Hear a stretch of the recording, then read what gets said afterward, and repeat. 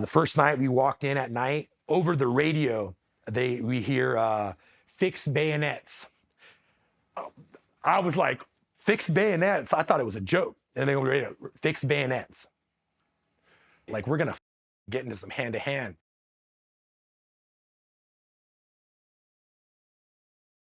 My name is Brian Mendez. I was in the United States Marine Corps from 2003 to 2011. I was born in Anaheim, California. I grew up in Westminster and Huntington Beach pretty much my whole life. At about 10 years old, my parents got divorced, and then I moved to Torrance, California. Lived there, grew up there, went to Torrance High School. So growing up in Orange County, my parents were married for a few years. I lived with my sister, my mom, and my dad.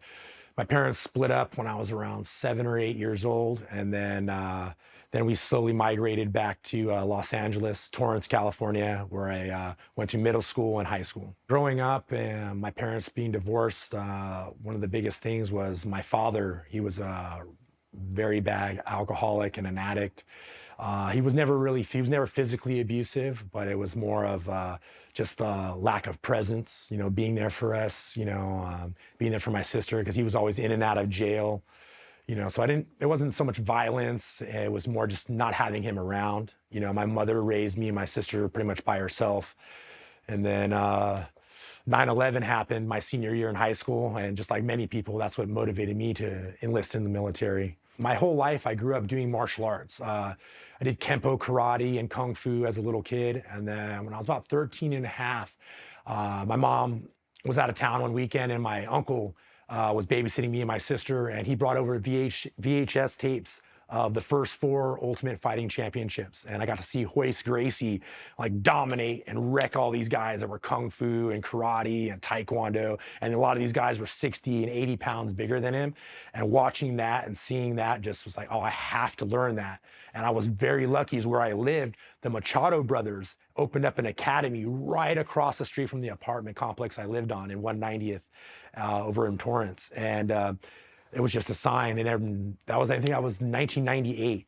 And then that's when I had my first jiu-jitsu class. Fell in love with it. And I pretty much stuck with it until I joined the Marine Corps. I had about a 6-year break where I didn't train jiu-jitsu. I trained the Marine Corps martial art program, and we always grappled, but I didn't have a sensei or an instructor or professor in jiu-jitsu for about 6 years.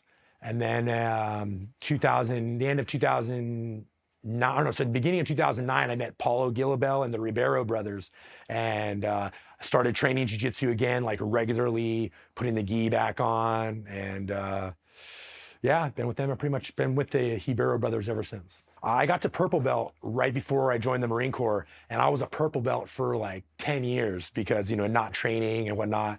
And then I got my brown belt after I got out of the Marine Corps back in 2014. 2 years later, I got my black belt. So I went through brown pretty fast. I was really motivated when I was training a lot, and I won the Pan American Championship. I won the World Championship in the Masters division. And so I was able to get promoted relatively fast. I got my black belt in March of 2016, right on the podium. My professor promoted me after I won 4 matches by submission. And I got my black belt right there on the podium. And that was a really cool experience. Okay, so 9/11 happened, I was gonna say my first week of my senior year in high school, because back in like the early 2000s, kids didn't go back to school until after Labor Day. So it was after Labor Day, it was like the first week of school. And I remember walking into my first period English teacher's class, and she was hysterical. She was crying. She had the TV on in the room, and she was just hysterical, crying. And we saw the Twin Towers, on fire, and one of them had just went down. And I was just so infuriated by that. And, I remember like we had ROTC at our school. I never was involved in it, but I remember going to the ROTC instructor. I was like, we got to get revenge. I was like, we got to do something. And he tells me, he's all, if you want to do something about it, go enlist. And then from there, I went and sought out my local recruiter, and that was that. A couple weeks after 9/11, I knew I didn't want to be in the Army. I knew I didn't want to be in the Navy. I knew I didn't want to be in the Air Force. I was something about being in the Marine Corps. And I remember seeing the Marine Corps recruiters walking around campus at school with their dress blues. I was like, man, that uniform is awesome. I mean, and then I looked into what Marines did. And I was like, man, that's freaking awesome. First to fight. And I wanted to fight. That was the thing, though. I wanted to fight. I wanted to get some because 9/11, I was still angry. And my recruiter's like, well, we have this job open. We have this job open. I was like, no, I want to be in the infantry. And so, you have to be a double volunteer for that. You can volunteer and enlist and they'll give you whatever job. But if you want to be in the infantry, you have to specifically ask for infantry. They don't just throw you into the infantry. That's something you have to specifically ask for. So I wanted infantry. They're like, well, we can't send you out until this many months out. If you want to go now, you have to go open contract. And I was like, no. And it was a blessing. My recruiter, I understand, Jonathan Storment, Gunny Storment, and he was actually a prior Army and he was a Ranger. And then he got out of the Army, enlisted in the Marine Corps. And then he became a Marine Corps scout sniper and I think a bunch of other stuff. Then he got into recruiting. So walking into the office and going to his desk, he had like the ghillie suit hanging up right there, his Marine Corps martial art program. He was a green belt. And so I was like, two things I was already interested in: martial arts and being a sniper. I was like, oh man, this is it. I was like, man, I want to do that. I want to do that. And so, he was cool. He was actually able to get me, so I didn't have to wait 6 months to go off to boot camp. Right after I went to MEPS, got sworn in over there, and then shortly thereafter, a few months later, I was shipping out to boot camp. But my recruiter was pretty awesome because he was straightforward. He's like, you don't want to do this, you don't want to do that. I think he was a little too honest, so that's why he didn't do that well. Because he wouldn't bullshit us. He would be straight with us. Where a lot of recruiters are just so worried about making that quota. So going into boot camp, it was exciting, the first, getting into the, going there and then, them yelling at you, it was just, I was already prepared for that, kind of, my recruiters kind of put me, we experienced that a little bit. We would do like some like training at Seal Beach with like, they'd have like kind of like drill instructors come there and yell at us a little bit, like, some motivational training. We'd do some PT over there. So I was already, ready for it. I think I watched Full Metal Jacket like 2, 3, 4 times, I was like, that opening boot camp scene. So I was ready to be getting yelled at. I was already physically like in shape, ready to go. I remember getting to boot camp and, after we got through processing and I got to my company, it was Fox Company. And then I'll never forget I had Staff Sergeant Wright and then Staff Sergeant Smith. And another other recruiter, I forgot, Clifton, Staff Sergeant Clifton. And my recruiters, I had cauliflower ear already at the time. And man, they used to fuck with me. Man, they used to always try to like get me to like fight. Like, hey, Mendez, you want a shot at the title? You think you can take me, Mendez? You think you can take me? And they would get in my face. And if you hit a drill instructor, if you get into it with a drill instructor, you're either they're gonna process you out or you're gonna get dropped to day one. I had a friend of mine that he was already 7 weeks in. We were like going through marksmanship and he got into a fight with a drill instructor, ended up like spearing the drill instructor on the like double leg, he was a wrestler and he got in trouble. They didn't kick him out, that they dropped him all the way back to day one. So he had to start all over again. So yeah, it was, my drill instructors used to like, they used to see my cauliflower and then other drill instructors, oh, that's Mendez right there. He trains jiu-jitsu, he did that. So they would mess with me. They would try to like get a little response out of me. And, but towards the end, it's like they were all very respectful. Obviously, after earning the title of Marine, afterwards they were all cool with me. I remember like a couple days before graduation, they'd come and shoot the shit with me. They'd talk to me about jiu-jitsu and everything like that. And a couple of them I've actually met later on in the fleet, and they were always real cool with me. So they start you off with the web belt, the dress belt with your camis, and then you take your MCMAP test for tan belt. In the MCMAP test for brown or for tan belt, there's no grappling. So we didn't even do bull in the ring or that. It was just it was boxing. We did boxing. Gray belt does like kickboxing for their test. Green belt does like a grappling match. Or no, gray belt does a grappling match for their combative portion, and then green belt, I don't know what it is now. And then green belt did like standing sparring. Brown belt was more like an MMA match because you did punching, kicking, and then a grappling, and then black belts where it got all like ninja with all the weapons and stuff. I mean, there was always weapons fighting throughout, but like towards the end of the syllabus, as I gets more into like, Brazilian Jiu-Jitsu and like more grappling and like control techniques. And I mean, it was good. I never, again, we didn't fight a role in boot camp.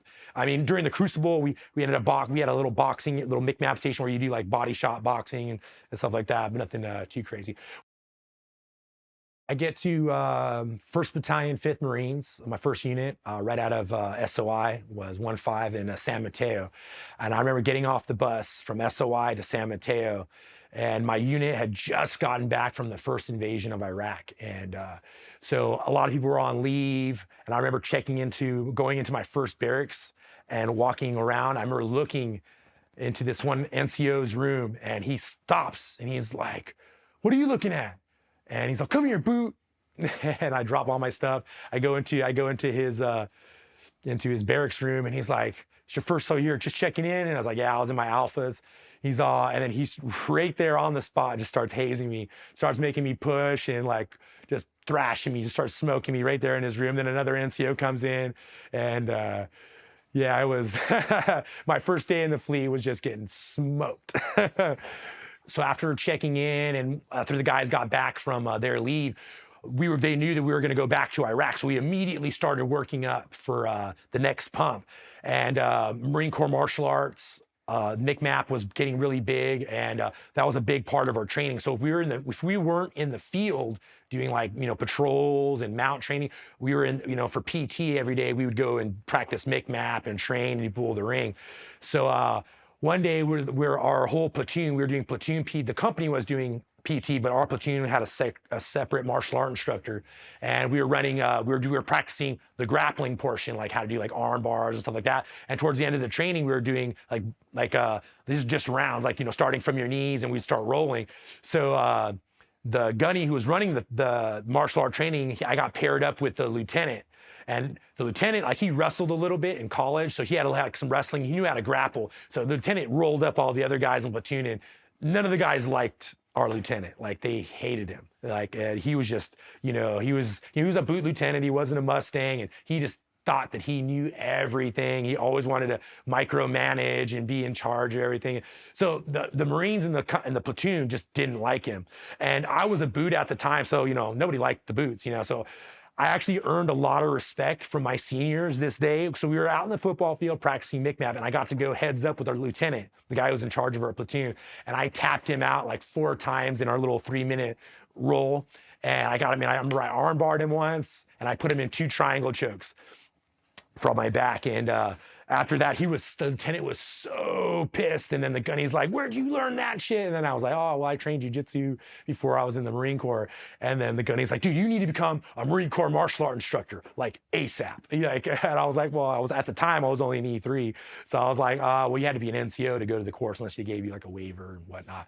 But after that, my squad leader, my team leader, everybody just showed me a lot more respect. I didn't have to do as many like working part, like whenever it was like time to do a working party or do something like that was like a lame job, like everybody else would get picked. They were always really cool with me after that day. I mean, because before that, I didn't tell people I did jiu-jitsu. I didn't, the only way you knew is like at the time I only had cauliflower in the one ear.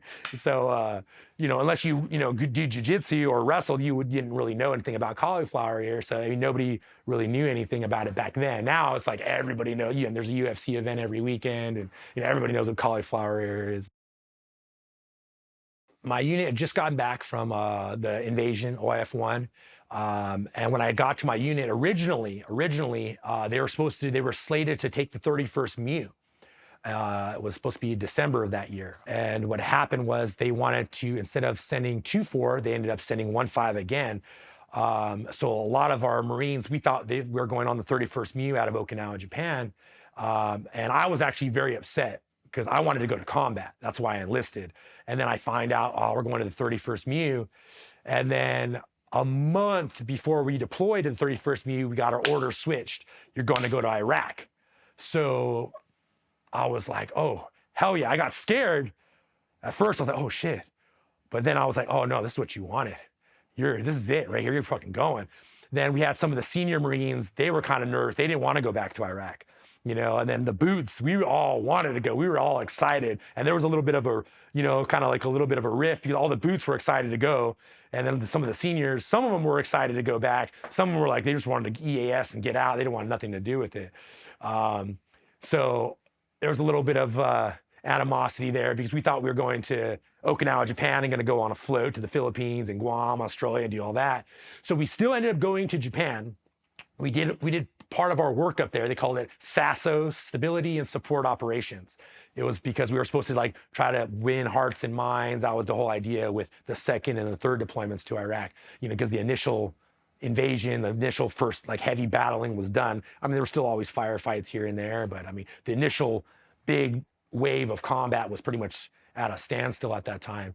And so they were looking at stability and support operations, being nice to people. So we did a bunch of that training in Okinawa, learned about IEDs and all this stuff. And then from there, we deployed, we did 2 months in Okinawa, and then we deployed to Kuwait. Then we took a convoy up from Kuwait to Fallujah. And that was our first deployment, was Fallujah in 2004, which was pretty insane. That was like the OK Corral. That was my wildest deployment. The first one, we were in Operation Vigilant Resolve, which was the first initial push of Fallujah. They had Blackwater workers were contractors were just ambushed a few days prior, and they had mutilated their bodies, burned them, and hung them over the bridge over in Fallujah off of Route Michigan. And 3 days later, 4 days later, we had the response of Operation Vigilant Resolve. And then that was 3 weeks of the OK Corral, just, you know, gunfights every day, you know, house to house, kicking down doors, incoming mortar fire. I mean, just 3 weeks of just intense like combat. The first night we walked in at night, we go in there, and they're like, over the radio, we hear fixed bayonets. I was like, the fuck he just say? Fixed bayonets. I thought it was a joke. And they were ready to fix bayonets. Like, did he really just say that? Like, oh shit, like we're gonna fucking get into some hand-to-hand right now. So literally we had fixed bayonets, and we were going into Fallujah. About an hour into, we were going into our first initial like phase line, and we were gonna stop like phase line blue. I forgot what the phase line was called. Right before we got to our phase line, we get shot at. There was a platoon to our right, a platoon to our left, and these insurgents shot at us from the middle. They were in between us, and they were smart because they got us to shoot at each other.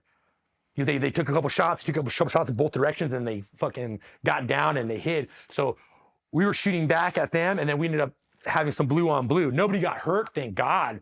But man, that was the first night in. They tried to get us. They did a good job. They knew where we were at, and they took shots to their left and shots to their right. Then they got down and they hid, and they got us to shoot at each other. And that was the first night. That was fucking pretty insane. That was the cherry pop. They took a couple shots at us. We shot back at them, and then they shot in the other direction, and then they got us to shoot at each other. It was only like a few seconds, thank God. It wasn't like a full-on fight. But yeah, we were taking shots at each other because they were right in the middle, and they got us to shoot. They were fucking smart. They were smart. A lot of people don't understand is like a lot of the people that were fighting us in Fallujah were foreign fighters. There was a lot of foreign fighters in Fallujah. I'm talking 6'2", Dolph Lundgren looking Chechens to Syrians. I mean, all over. It was fucking gnarly. I was excited. I was like, whoo, let's fucking go. Yeah, the idea that we were, shooting at our friends, though, that was kind of scary. But that initial like rush, like, oh shit, this is real. Before that, we kind of got our cherries popped because the day we arrived from Kuwait to Camp Fallujah, they welcomed us with a mortar party. And so the day we were getting off of the transport, all the 7 tons, and offloading our bags and our stuff like that, they knew we just got there. They welcomed us with incoming mortar fire, 82 millimeters, just. So that was the first like combat experience. But the first firefight was like that first night in Fallujah, and that was like totally different.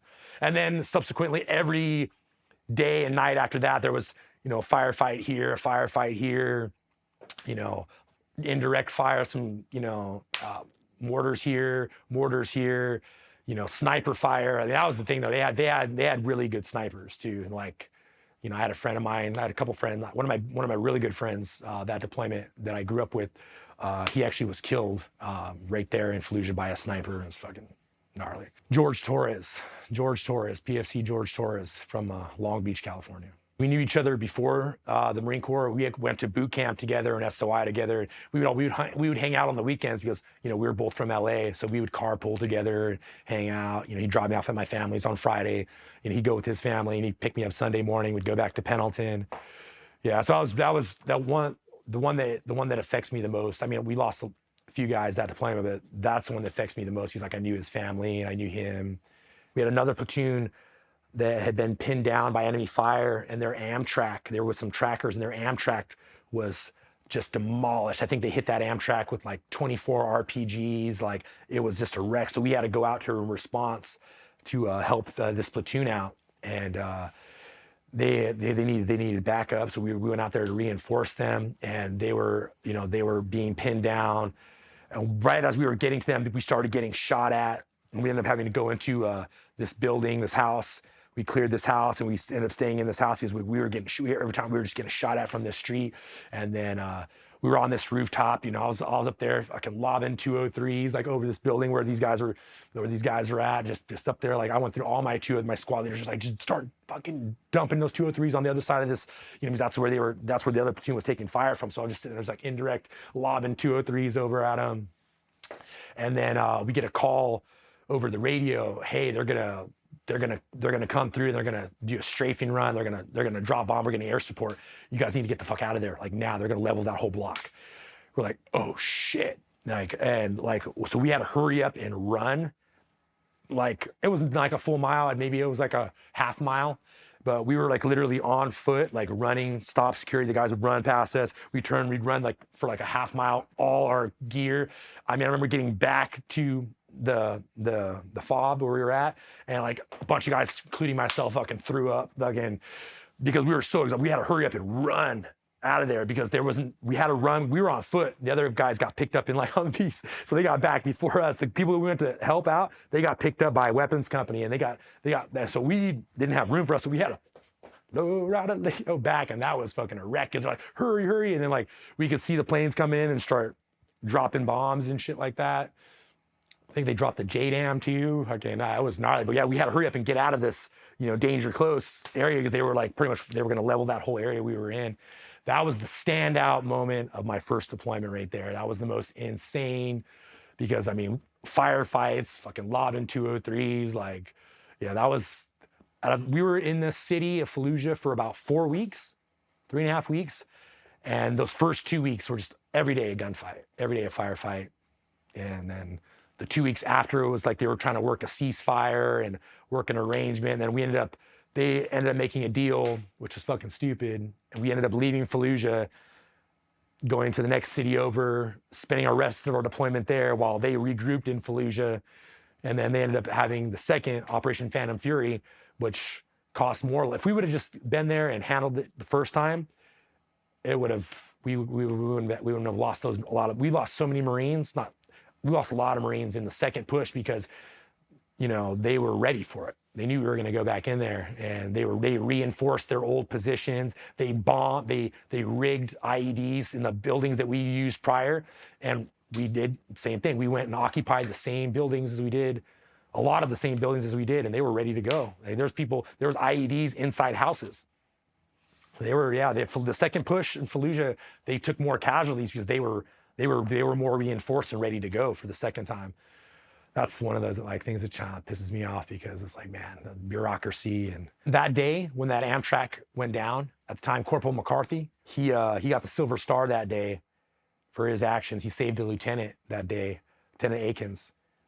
He ended up getting medically discharged that day too. He fucking shrapnel all over. That day was probably the day that I thought, that was my first deployment, but that day was where I thought like, oh shit, I might not, because we were getting in, like I said, we had a couple people get hit. I had a couple people in my platoon, they got shot. That day was fucking rough, and worried. I was like, man, we're gonna get, they're gonna drop a bomb, and we're gonna get wrecked because we're here too close, because like, yeah, that initial, we call it my guys in my platoon, we call it the Fallujah Mile. That run that we did, but that was the day that I thought that I was the closest to like maybe I'm not gonna make it back. This is my family because I was already married. I already had one kid. My daughter was already like 2 years old.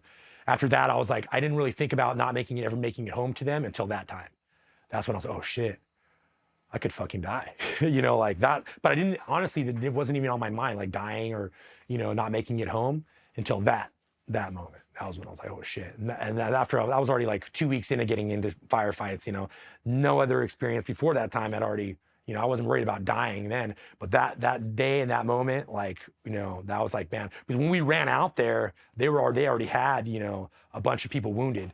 So, we knew we were running out into the shit. Like we were going to go get some. Like we weren't looking for it. We knew we were going to find it. And exactly as soon as we started getting there, we started getting shot at, and we had to take cover into a house because we were just taking fire from all different angles because they knew we were going to come to help to reinforce that team. Again, they were smart. They knew how we were going to come and help them. And so they were ready. So as soon as we got there, they forced us into a house, and we had to take cover, go on that roof, start shooting from that rooftop and from the windows in there. And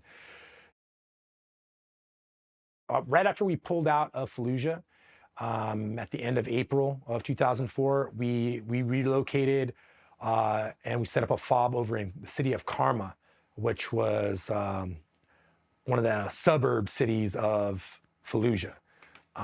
There was Shahabi, Karma, and these other, and they were also hotbeds of insurgent activity. So we ended up finishing up our deployment, doing rotations in and out of the city of Karma with the platoons, and we'd go back to Camp Fallujah for like showers and hot food, and we'd go back. We'd do 2 weeks in, 2 weeks out, 2 weeks in, 2 weeks out, kind of a thing. And that was.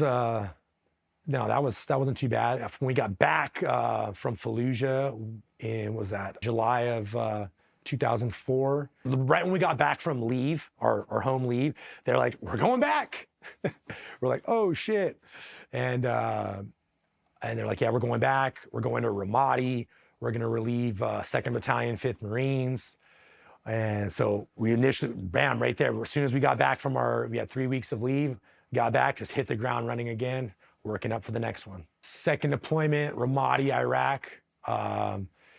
When did we deploy there? We deployed February of 2005, and we got back October of 2005. Ramadi was pretty bad too. The 2 units that had there before, they had gotten into a lot more action. 2nd Battalion, 4th Marines, they were in Ramadi the same time my unit was in Fallujah, and they took 34, 40 KIA in their deployment. They took a really bad hit in that deployment. That deployment, there was 2-4 had lost a sniper team and a rifle to some insurgents in Fallujah, or sorry, in Ramadi, and they ended up getting that rifle back. I want to say 2 years later. But yeah, it was that same area. So, so 2-4 was relieved by 2nd Battalion, 5th Marines, 2-5. And when 2-5 took it over, they ended up having a little bit more support. So when 2-4 was in Ramadi, they didn't have as much support. It was just their unit. So they had a lot of area of operation that was a lot of hard work to take care of. So they got hit really bad. They were relieved by 2nd Battalion, 5th Marines. Again, but they had a little bit more support. I think they had another Army unit with them in their AO. They split the AO with the Army. So they didn't have it as bad as the unit before. Then we relieved them, 2nd Battalion, 5th Marines, in February of 2005. That deployment wasn't as bad as far as like firefights and gunfights. That deployment was bad for IEDs. Holy shit. That deployment, I myself personally was in probably 6 or 7 IED incidents. I was wounded the day before my birthday, my 22nd birthday, on it was July 25th, 2005. I was on a foot patrol, and IED blew up. I took a piece of shrapnel in my hand, my arm, forearm, a little piece of my flak jacket. a friend that day lost his leg. I mean, I got peppered, and he took a huge piece of shrapnel on the leg. He ended up having to get it amputated.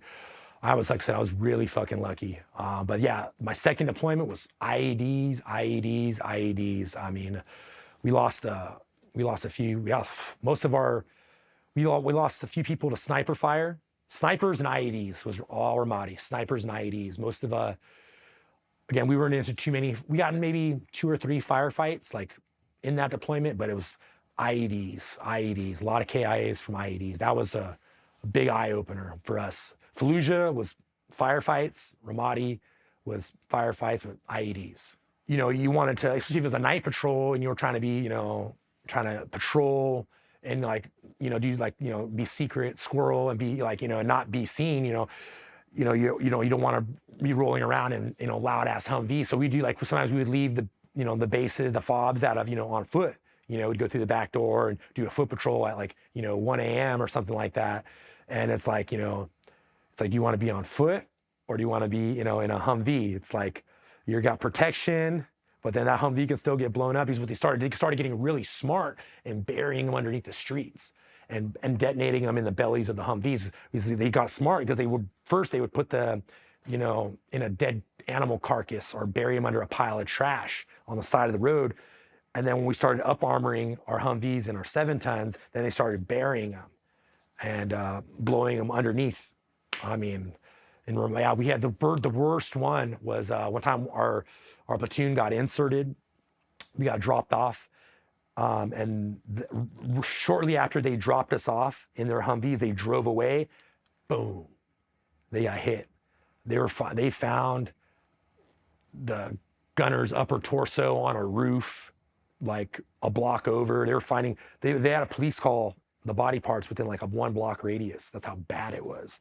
That was like the worst one. That was a team from Alpha Company, and yeah, that was fucking gnarly. In Ramadi, we did have a couple like you know, they put the rifle and the bayonet and the helmet, and we did have a couple ceremonies out there for when we did have guys KIA. The main ones happened after we got back from deployment. Once on foot, mainly directly. All the other ones, you know, I was blessed to either be in the vehicle in front or the vehicle behind, but at least a half dozen times where, you know, be on a patrol and an IED would go off, you know, I mean, and man, yeah, it's, fuck. They're always scary because it's like, you think, man, that could have been me. We got lucky a lot of times, like they buried it too deep. And so it blew up, but only the ground came up and like, you know, people were fine. And there was incidences where like, you know, they blew up and they didn't do it at the right time. So it blew off in between 2 vehicles, you know, so like, you know, there was a lot of like where like we got lucky, you know, where we just only had flat tires, you know, because the armor was really good, you know, or, you know, like, you know, only person only got a couple pieces of shrapnel, nobody died. You know, we had a lot of instances like that, but then later on in the deployments, they started getting smarter and smarter with how they, you know, emplaced the IEDs. And, you know, it was rough, you know, coming back from that, because after Ramadi, I would say that's when I started having a little bit more, I would say like post-traumatic stress.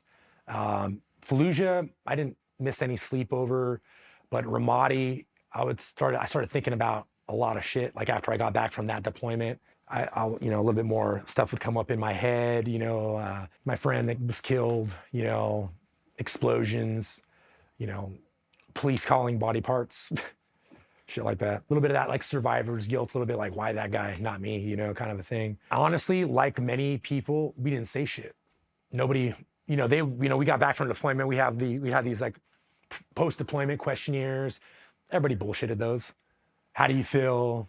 Are you having sleepless nights? Yeah, sure, everybody was, but nobody said shit. I mean, the Marine Corps is a lot better at it now, but you know, mental health wasn't, you know, I had some toxic leadership, and we had staff NCOs that were like making fun of people that had post-traumatic stress. Oh, he's a little bitch, or he's, you know, this, that. So people were very reluctant to go seek help if they had problems, because from the leadership, you know, they would talk shit and they would make you feel like shit. And I knew a lot of people that were bad after Fallujah. were really bad after Fallujah, they stuck around, but I know they were messed up bad. They had reached out, and they were just, made fun of. People that wanted to stay in, people that wanted a re-enlistment, those guys were, they kept it to themselves. I did for a long time. I kept it buried down, drown it with alcohol, and I did my best to keep it together. After my last deployment, that's when I really started having problems. I went to a non-deployable unit for the last year and a half, 2 years I was in, and not training to go to war, no going to field ops, having a regular 9 to 5 like work schedule, that fucked with me. And I started thinking about, man, everything. I started drinking more than I drank than ever before. I mean, I was drinking daily, nightly, and then I started having fucking nightmares. And I never had, then just all of a sudden I started thinking about this shit all the time. I started thinking about all the bad shit all the time. Because before, I would only think about like the positive, the excitement, getting some, And then after that, I was just like, no, I started like nightmares, having anxiety attacks, really bad bouts of depression, like getting really emotional, fucking just drinking just heavily, man. I was in a really bad place. I knew exactly what it was from. I reached out to my command. I was like, I need some help. Same thing. It was like, they giggled, made fun of, kind of made fun of me a little bit. And they're like, oh, you're a little weak, you're just fucking weak-minded, and shit like that. Now, if a senior staff NCO were to say something like that, I mean, nowadays they get in trouble. They'll get, it's a lot different than it was, 15 years ago. It was a huge difference. Like the mental, I was thinking this is where the Marine Corps and the military has gotten way better, is that there's not that people doing that to you anymore. There's nobody, making fun of you for your mental health. Because I mean, suicide, I lost more friends stateside to suicide than I did in combat in the 3 deployments that I went on. Same thing, these guys got out, did their time, and then, drowned themselves in alcohol, and then, eat a bullet. It's fucking sad. Okinawa was a good time. We got to do the 31st Marine Expeditionary Unit out of Okinawa. We flew out of March Air Base in Riverside. We got to go there, and that was a good time because we would train and get to go on Liberty and party and go out in town and see the sights and be tourists. And I mean, it was a great time. Some inappropriate shit, I was going through divorce at that time, so I was running wild, as many Marines were on Liberty in Okinawa. Won't get into too much of that, but it was a really good time. I know some of you know about the Banana Show. If you know, you know. But stuff and fun things like that. It was a great time. A lot of camaraderie there. A lot of good times. A lot of alcohol too. But yeah, that was actually fun. Actually, because before Iraq and Afghanistan, that's what Marines did regularly. They went on Westpacks, they went on Muse, and they went to float around Europe and Asia and train with other militaries, and that peacetime, that's what it was. It was like that all the time back then. My unit had already been to combat twice prior to this, so you had lance corporals with bigger stacks than some NCOs and some sergeants. And you had a guy, Lance Corporal, with 2 combat deployments. He's got like 4 rows of ribbons, especially if he was decorated. And so we were in our Charlie uniform. We'd be at the E Club in Okinawa. And I remember we got in a fight with the artillery unit that was stationed in Okinawa. We were oh, you fucking pogues, and talking shit to them. And we, in our dress uniforms, got into a huge fight in the middle of the grass at like 1 a.m. We were getting down in our Charlie uniform, dress uniforms, in the grass, and with another unit. Oh, that shit was fucking gnarly. And then we had to stand front, and we got in some trouble for that. We ended up having to stand front and center, like 2 a.m. Everybody's all fucking drunk, just stumbling in formation. Yeah, we got in a lot of trouble for that. But that was fun. I was still with the 1st Battalion, 5th Marines after my 3rd deployment. I think it was like the 15th MU out of like San Diego, and I was like, no, I want to go to combat. I was itching, I was like literally like really wanting to go back to combat. Like a lot of guys, they were itching for it, because like that was like it made you feel alive in some fucked up sense, getting into a gunfight. And I mean, there was something about it that like just that adrenaline rush. That's why so many like Marine veterans are into like extreme sports and jiu-jitsu and shit like that, because it gives you that adrenaline rush. So I wanted that again. So I found out my unit was going on another MU, and I went to the career planner. And I was like, hey, I want to cross over I want to kind of go to the regiment headquarters company. They're like, well, yeah, we need some people for a personal security detail.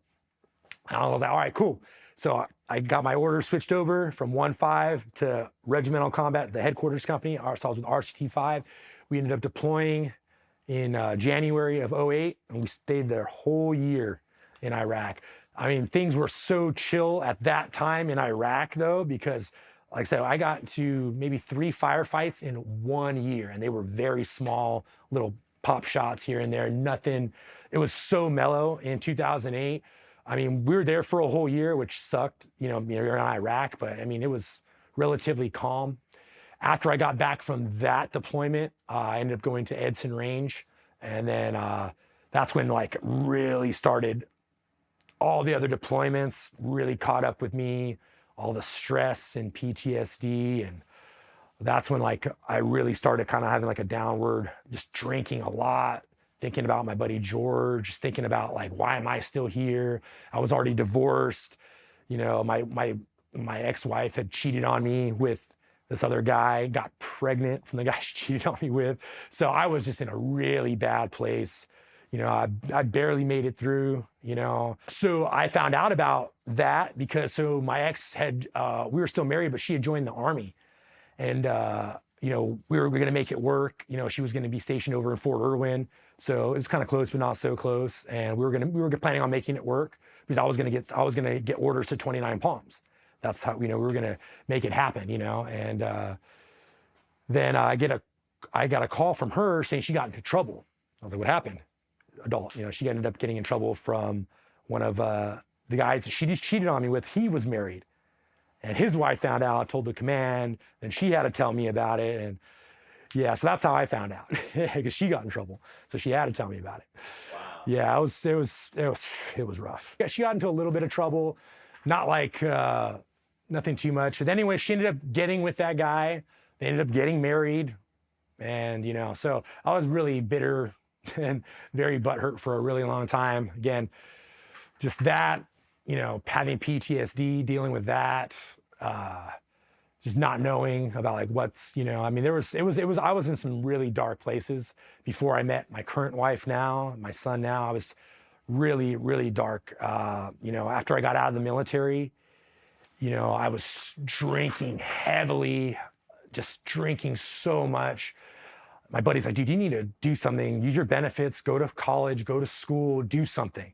I wasn't training jiu-jitsu. I trained for about a year and a half prior to getting out. But once I got off active duty, I went back home. What I should have done was right there and then just found a jiu-jitsu academy and buried myself and just stayed on the mat. I ended up doing that, but it was like 2 years later. So when I first got out of the military, for like 2 years, I was going to school, using my GI Bill, getting my benefits, but I was just, as soon as I got home, drinking. As soon as I got home, drinking, do my homework, fucking drunk, fucking one eyeball in it. Like it was fucking so bad. And then, who were you living with? I was by myself. I had a little 1-bedroom apartment right across the street from my school, collecting that GI Bill money. So I was, they pay you really good for LA County. It's like an extra, $3,200 a month, So I was like, had all this extra money, my apartment was so cheap and I had all this extra money, and I was just I would get drunk every day and then black out every Friday and Saturday. It was just so bad. And then, then I found jiu-jitsu again. I would say back in about 2013, after being out for about 2 years, started training again, slowed down on drinking, but still was drinking heavily. Like I would, instead of getting home and drinking right away. I'd get home from school or work, go train first, and then go and then go drink. And then I was like, oh, I had a jiu-jitsu tournament come up. The only time I would be sober would be the 2 or 3 weeks prior to a jiu-jitsu tournament, because I was trying to get in shape, maybe lose weight. And that motivation of jiu-jitsu competition is what got me to stay sober for 2 or 3 weeks at a time. As soon as that competition was over, back to fucking drinking again like a sailor, just constantly, I mean, blacking out. I was in such a dark place myself. When I was off active duty, and then every time I'd hear it seemed like for the first 3 or 4 years after I got off active duty, at least once a month I hear about somebody so and so from this unit, that a friend of a friend committed suicide. Then I heard, oh, the guy from my direct unit, he committed suicide. A guy from my squad committed suicide, and it was just like a guy from my company. It seemed like there was somebody committing suicide or ODing like monthly. And then every time I'd hear that, then I'd go down a spot, especially if I was a guy that was in my direct unit, and I was guys close with, the guy I served with. And it's like, fuck, I need that guy's family. It's like, oh man, he was just, the saddest ones are the ones that are, they're out, they have a regular life, job, they have kids and a wife, and then it just eats them up and they fucking commit suicide. The first suicide that I ever experienced was I was still on active duty. It was after Ramadi, one of our gunnery sergeant. He had guilt so bad for sending out a Marine. He sent this Marine out. He was supposed to leave on that deployment. He was supposed to go home a little bit early. He was only supposed to do 5 months out of the deployment. They call him 120-day or 4 months out of the deployment. He had 2 weeks left before he was supposed to go back home. The gunny had sent him and his platoon or his squad out for a patrol, and he ended up fucking getting shot and dying. And that platoon sergeant, or that gunny, he was our company gunny, he never forgave himself for that. And he actually hung himself in his garage. He sent his wife and his kids to Disneyland for the day, and he hung himself in his garage. They came home to that. So that was the first person first Marine I ever knew that committed suicide. And he was a senior gunnery sergeant. He had just tremendous, from I found out, he had tremendous guilt from what happened with Jeffree Star. And that was really bad. So that was the first one. And then I didn't know anybody who had committed suicide the rest of the time I was in. And then after I gotten out, it seemed like every other week or once a month, somebody that I served with, just ate a bullet or decided to suck start a 45 or fucking OD or something like that. Started training again after like a 2-year break. I was going to school, just drinking, taking advantage of that GI Bill and just partying. Let's say 2013, I started training again. It was able to help me slow down. I started drinking less. Still drank a lot heavily on the weekends, but it helped me like to stay sober during the week, training jiu-jitsu. Then when I got my brown belt, after I got my brown belt in jiu-jitsu, again, I was a purple belt for like over 10 years. But after I got my brown belt, I started taking it more seriously.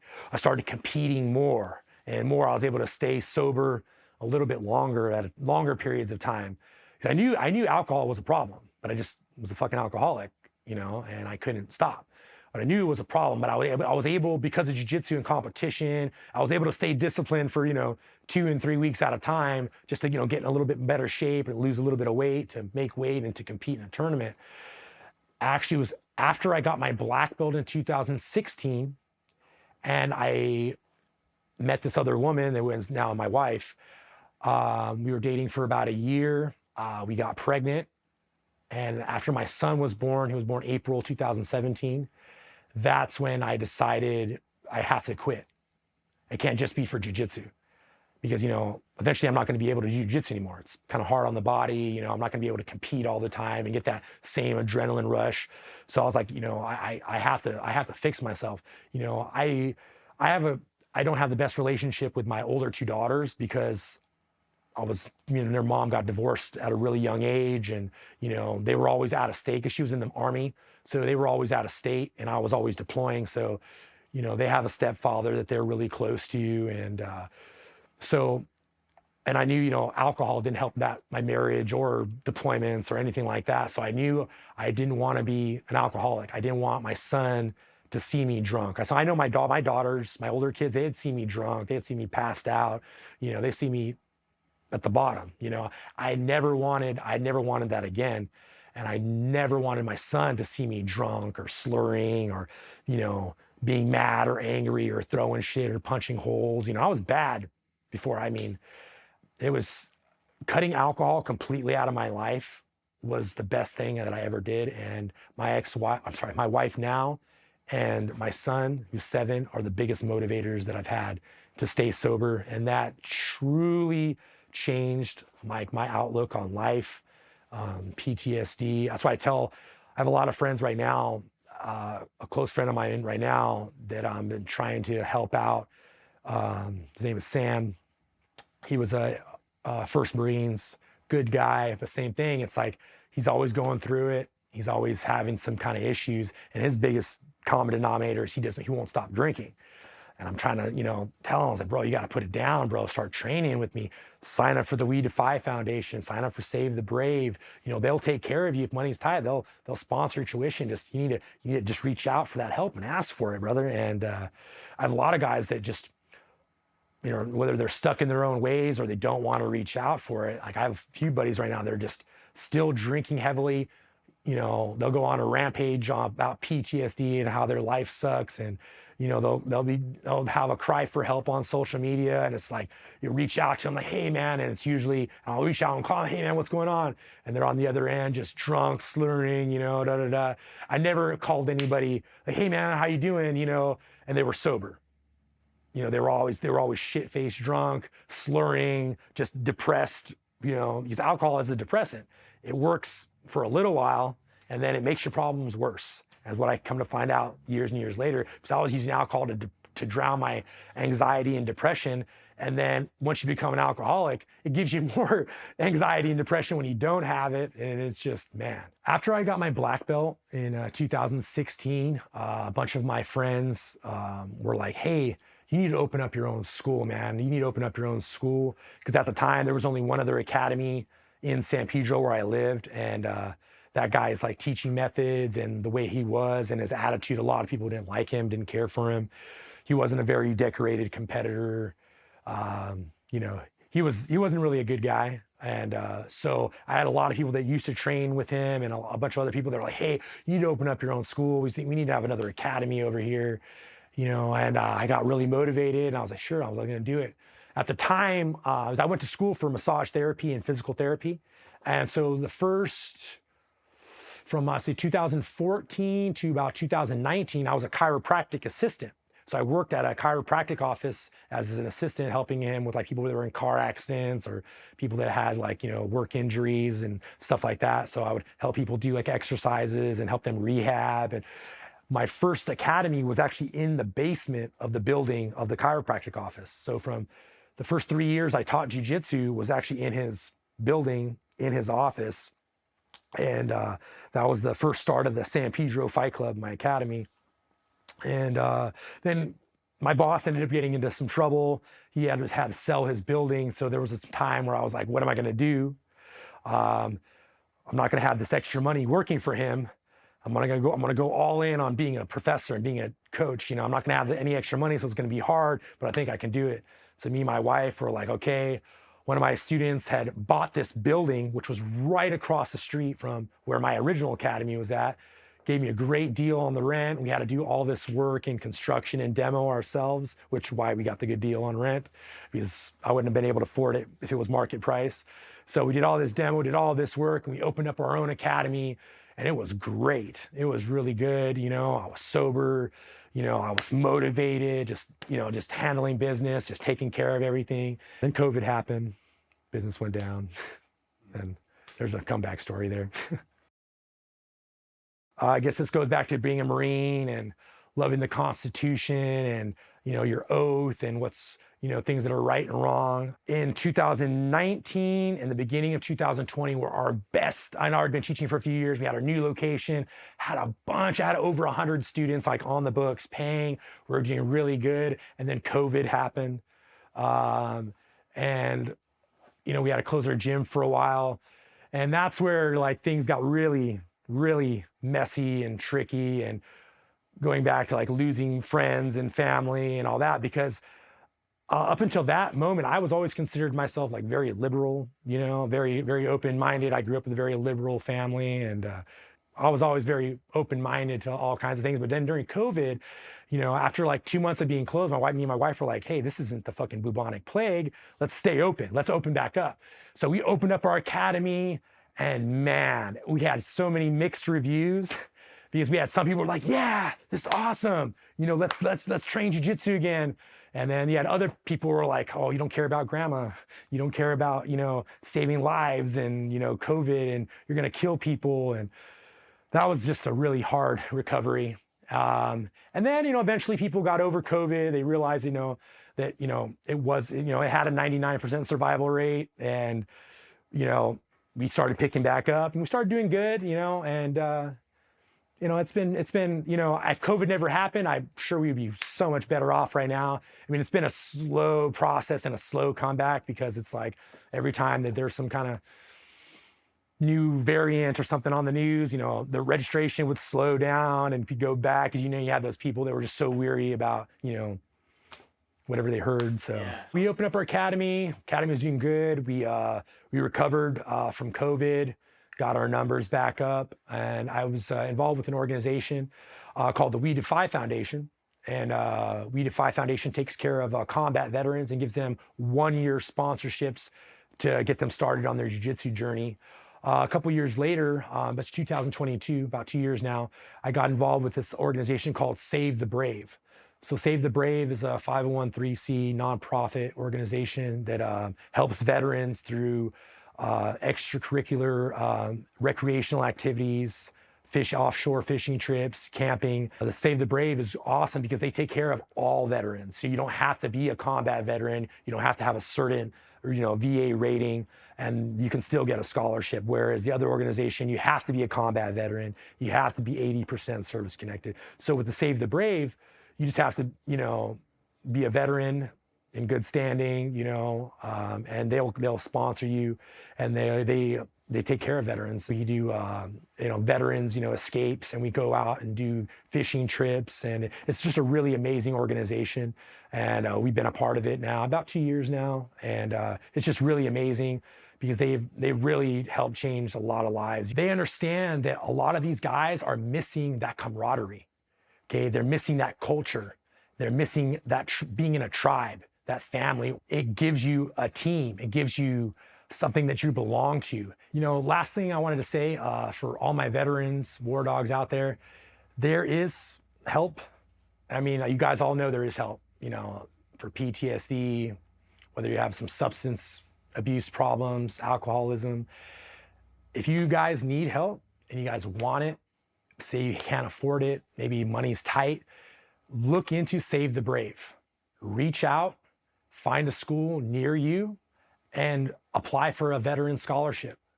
They'll get back with you in a couple of weeks or even a week or so, and they'll get you along with that process and get you started and get you in there and get you in an academy. There's no reason now to have to sit around and suffer. There's no reason now to have to suffer by yourself and be in a dark place. There's help out there, and we have many organizations that are willing to work and help veterans, sponsor their training. And again, just reach out for it. Look for Save the Brave on Instagram, on Facebook. My academy is Six Blades Jiu-Jitsu in San Pedro. We're right off 6th and Pacific. You can come in anytime. Any veterans that are listening to this that live in my area, you can come in anytime, and I'll show you, get you started on that and how to get it started. Thank you for having me, brother.